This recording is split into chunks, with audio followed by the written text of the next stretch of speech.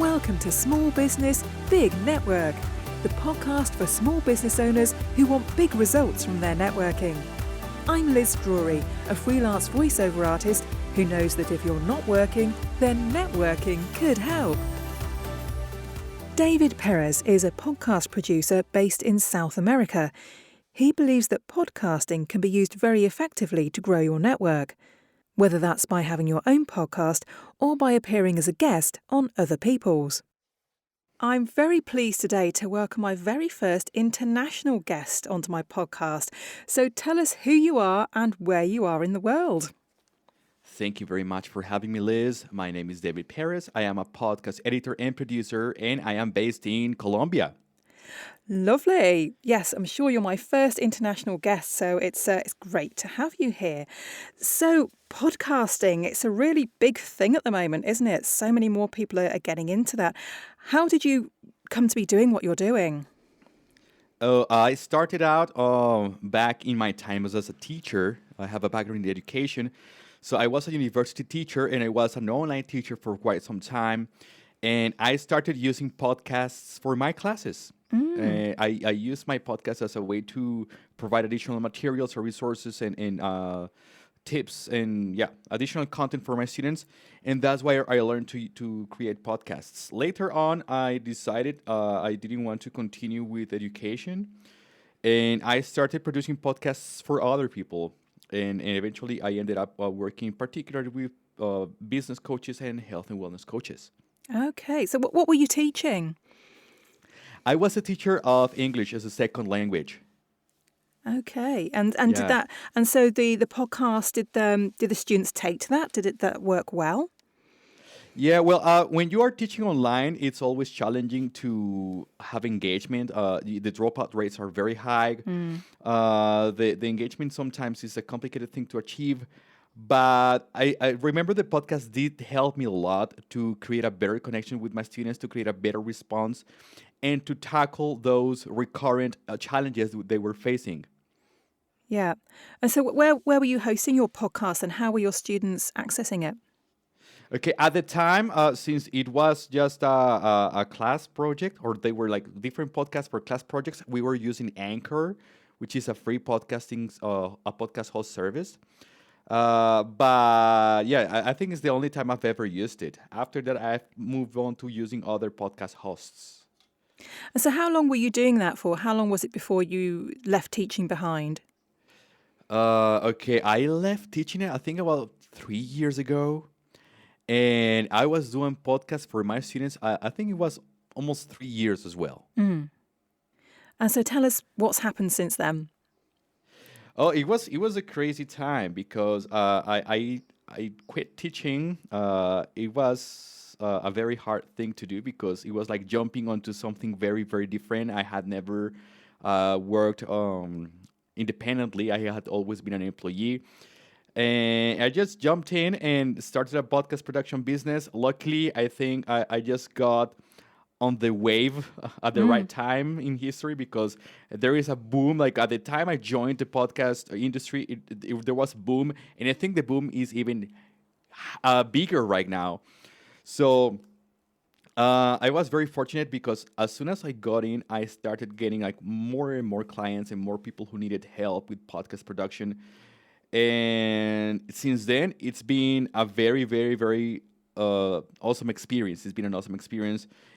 Ups and downs, as you are aware. I guess I think you kind of went through the same process because I read you had a degree in archaeology and then you moved on to other areas. So like it's a big shift, not only in terms of what you do, but also in terms of mindset. Like you have to reconfigure yourself, rewire yourself in so many areas. But it's been a great experience. It's been an awesome experience. Did you find there was a big learning curve to start with? Obviously, you've got to use various pieces of equipment, microphone, you've got to be able to record it, you've got to be able to edit it. Was that something that you knew something about already, or did you have to learn all that stuff? Okay, the technical side was not very hard for me because I've always been a gearhead. So when I was a teen, I used to play the guitar. I had an electric guitar, so I had an idea about like how microphones work, how like all these devices work, and I love like always like checking reviews and looking for information for new microphones, new audio interfaces, new devices. So that part was pretty easy for me, and I think was one of my strengths. I think what really was complicated at the beginning was the mindset shift. When you switch from being an employee, I had been an employee for over 8 years, to being a business owner. I think that was maybe the hardest thing. So, what is it about podcasting that can help a business? How does it help a business to grow?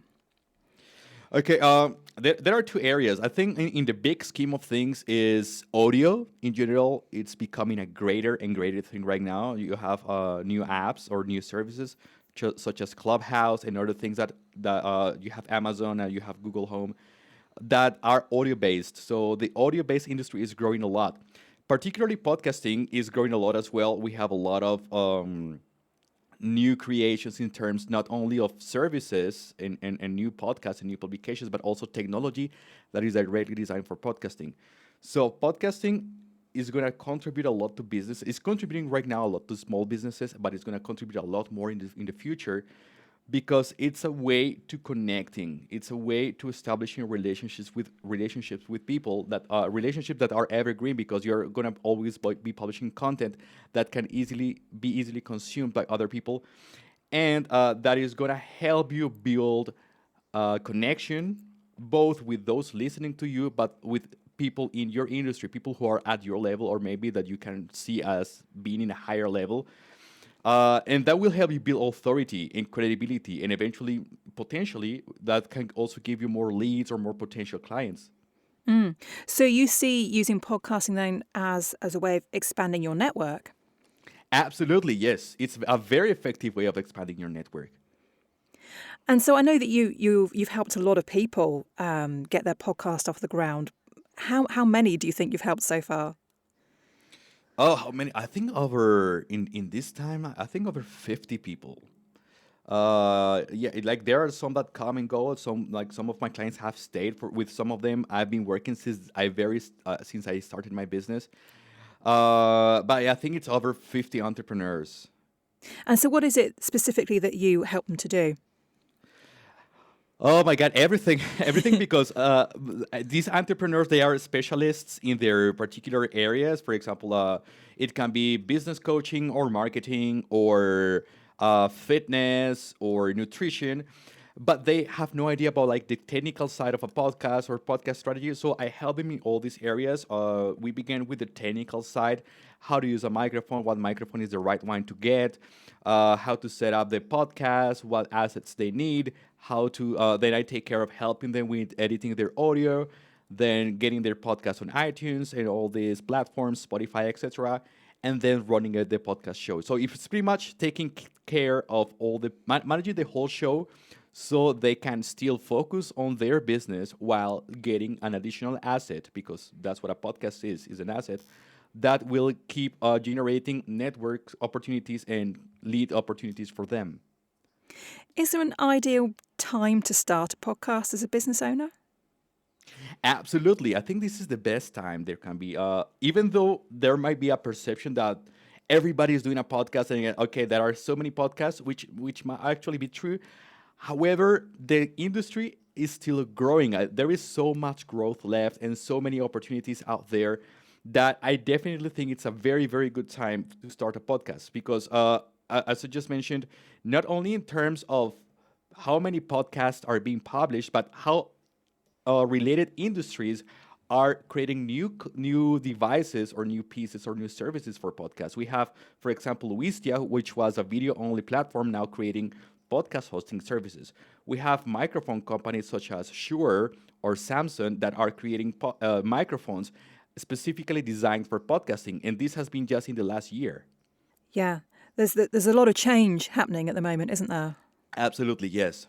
How do you keep up with all of that? Oh, I don't know. Sometimes I kind of go crazy, and sometimes I just need to take a break and disconnect and not know what's going on. But then I think it's very important to stay, it's like keep up with the news. Yeah. So in terms of your clients then, what kind of topics are their podcasts about?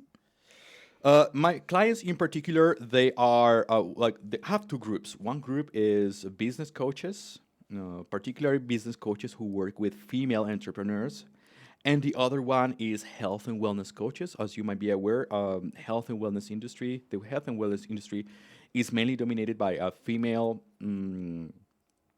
by female entrepreneurs and by Mhm. a female audience as well. So those are all my two main groups of clients right now. But presumably, podcasts can be about absolutely anything. Is there anything that you think doesn't work on a podcast? No, I think a podcast is a platform, and as a platform, you can use it as you feel it's better for your personal purposes or for your business purposes. So you can have podcasts that are about, I don't know, medicine, that are about photography, that are about literature, like anything you can think of, you can create a podcast about. There are like some narrative podcasts. Like you can listen to stories with sound effects. Like you can feel it's like watching a movie, but just listening to the audio. You can feel yourself immersed in the story. So podcast is a platform. You can adapt it or use it as it better fits your purposes. And do you think there's an ideal length for a podcast to be, or an ideal number of episodes per month or something?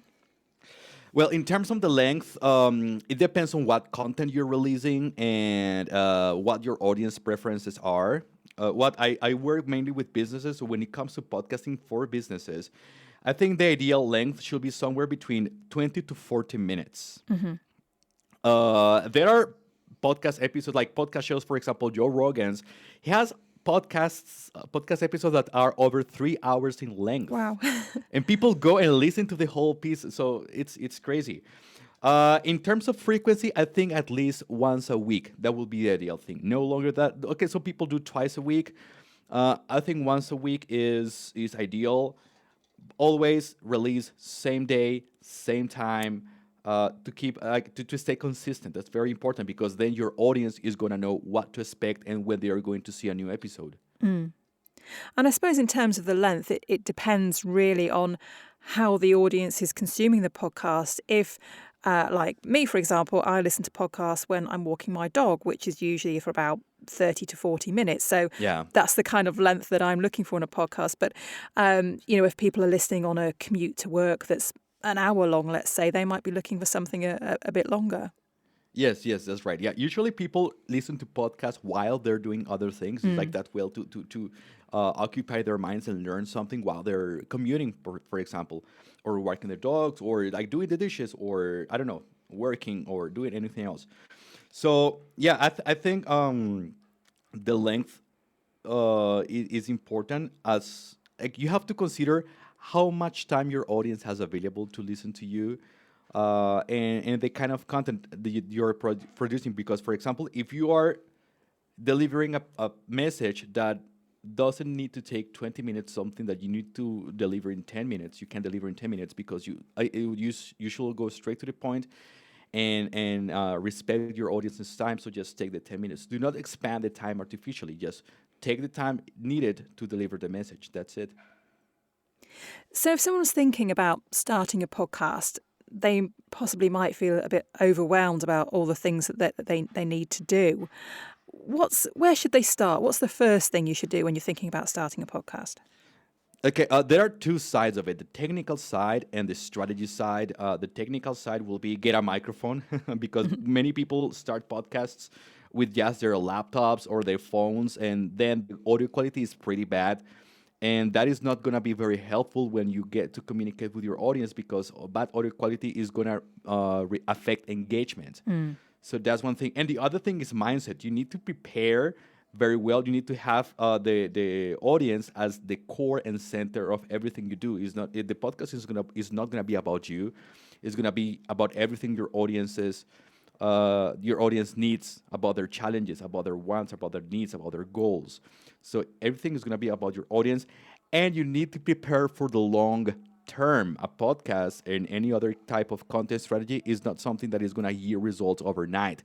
It takes months, so you can start seeing results. And yeah, growth takes a long time, but you need to be persistent and you need to be consistent as well. Yeah. Now, obviously, as a voiceover artist, I already had the the equipment and the expertise needed for recording and editing. But I imagine for a lot of people, that's a really big step. It's Yes. something that's very different to anything they've done before, and I imagine that might put a lot of people off starting. Yes, sometimes, well, what's the name of that? The shiny object syndrome.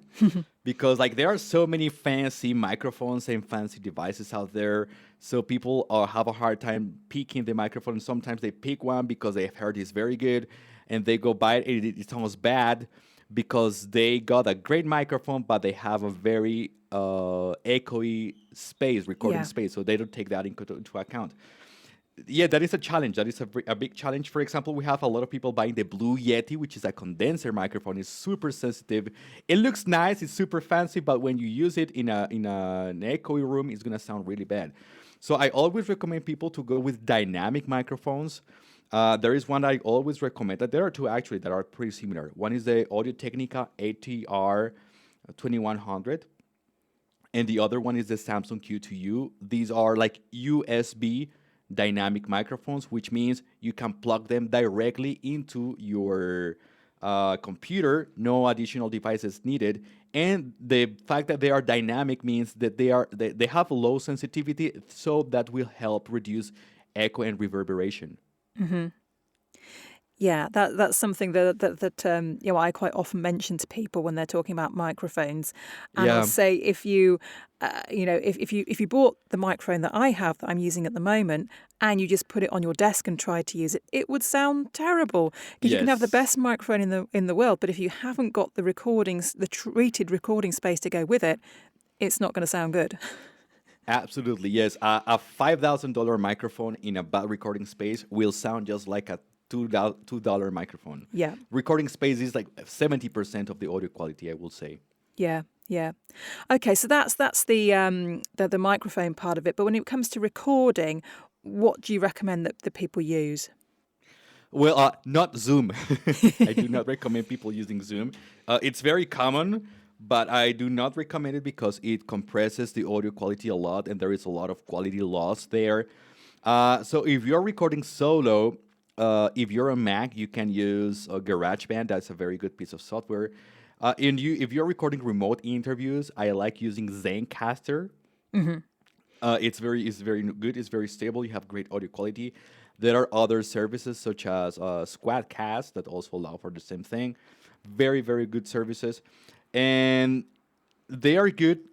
On besides they give you very very good audio quality, that they are very stable. They provide a very stable signal, so the conversations are going to flow a lot more smoothly than if you were doing it on Zoom, where you constantly lose the audio signal, and that there are so many interruptions that make it hard to have a nice communication. Yeah. So once you've got your podcast recorded, how would you then actually get it out there to the universe? Okay, there are several things you need to do. Well, on one side, you need to prepare the episodes, the audio episodes, that's for sure. But you also need to take care of your cover art, the purpose of the podcast, and prepare episodes in advance. Like, you don't want to record one episode every week. You want to have several episodes recorded in advance. So if you happen to be busy, or you need to travel, or like anything happens, you already have a batch of episodes there as a buffer to be released in the following days. And you need to get a podcast hosting service. There are many of them. I recommend going for a paid service because there is a trade off. You can go with a free one, such as Anchor, which is very good, but you're going to sacrifice control over the distribution of your show. Whereas if you pay for a paid service such as Libsyn or Podbean or Buzzsprout, you're going to have a lot more control. So if you're podcasting for a business or as a business, it's better if you go with a paid service. So once you got that, then it's the time of submitting to iTunes and Spotify and all these platforms. So every time you release a new episode, it shows up there. This is a one-time thing, and like many people think, every time you release a new episode, you have to go and publish it on iTunes and Spotify and all this. No, you don't have to do that.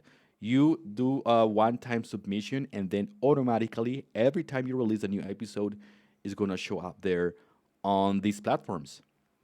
So once the podcast is out there, people can access it via iTunes, Spotify, etc., etc.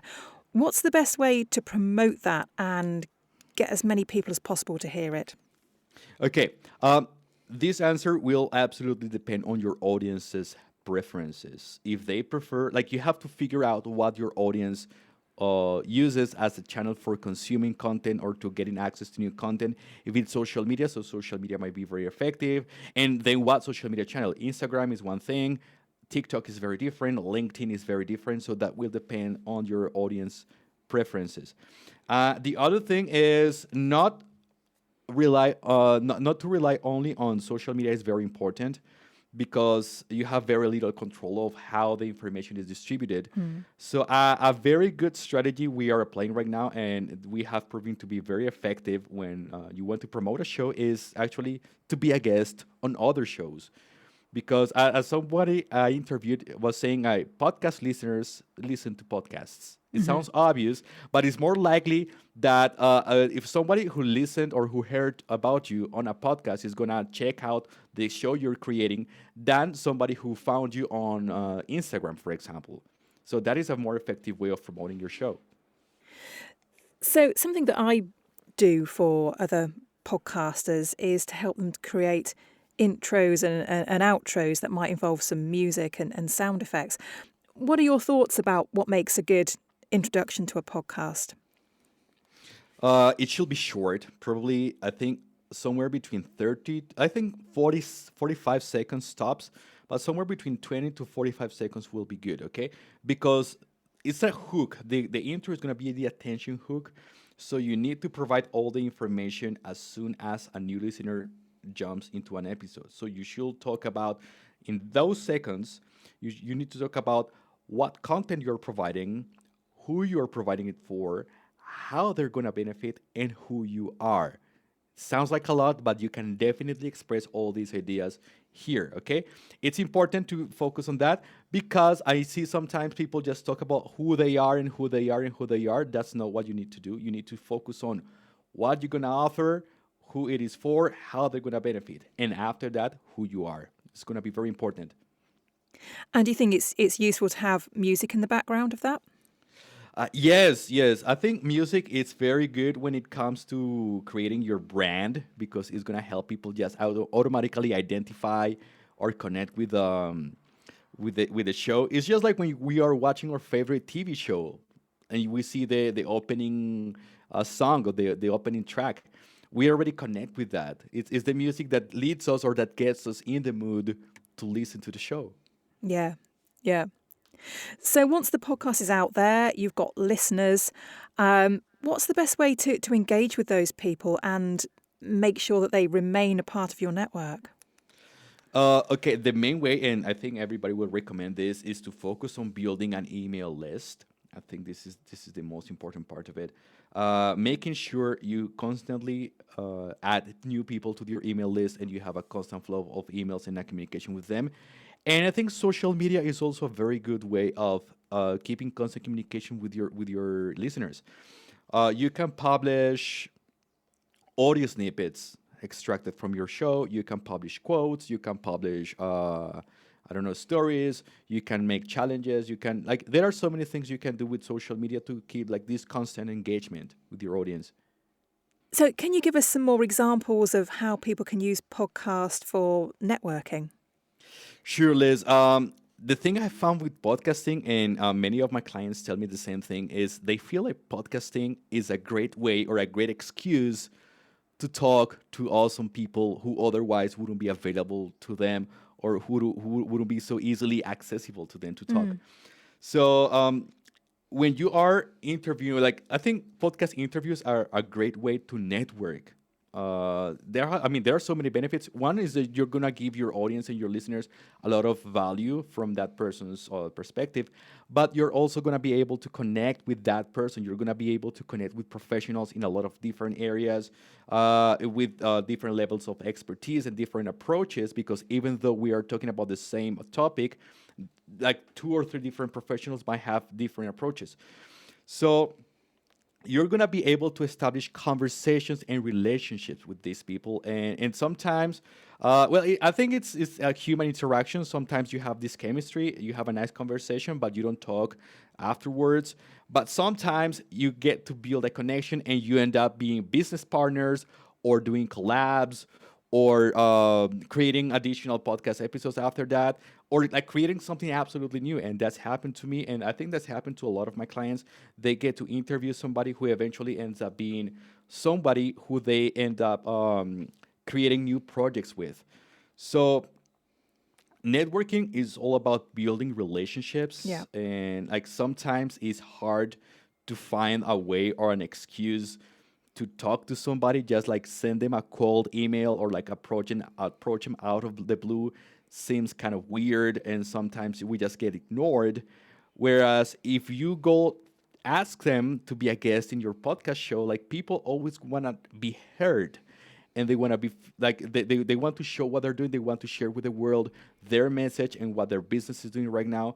So they're going to be a lot more open to talking to you that way. Yeah. And what about the other way around? If you want to be a guest on somebody else's podcast, what's the best way to approach that?